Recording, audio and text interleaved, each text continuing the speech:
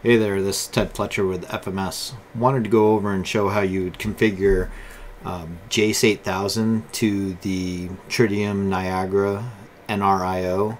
In my case, I have an IO16 module that I'm wired up to my JACE 8000. On my JACE 8000, I had the extra COM card hooked on, so I'm going to be configuring COM 4 on this unit for that NRIO configuration. So I just wanted to show the setup. So once you go into Workplace, just get your station open up. From the palette, you'd want to search out NRIO, then just select that driver. Once you have that driver selected, what you want to do is you want to go through, take the NRIO network, take it and drag it and drop it up onto drivers. I'm just going to leave it as the default name. Once it's loaded down on here, first thing before we try to discover anything, you have to assign the proper COM port. So by default it goes to COM 2. So we just want to change it to the proper one. On my setup, I have it wired to COM 4. Click on Save. You can see it uses the 115/200 baud rate going to it. Everything's showing okay. So now if I go right click and go to NRIO Device Manager, we can click on this and then we'll do a simple discovery. So on mine I just have the one. So I'm just going to click Discover. It's going to look for any license or devices on the line.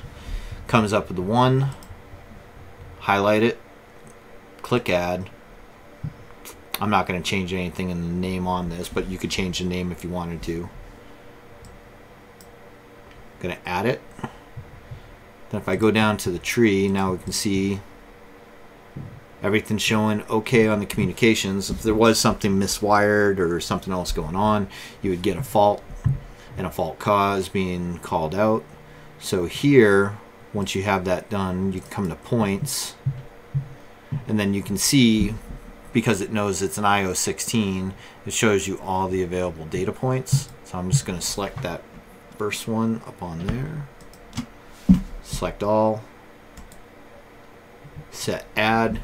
From here you could select the points depending on what type of input that you are going to be using for the universal inputs. And then you could also update the names for the inputs depending on your schema. So here I'm just going to leave it set to the default Boolean. And click OK. It's going to add the data points down through, so now we can see all those are added.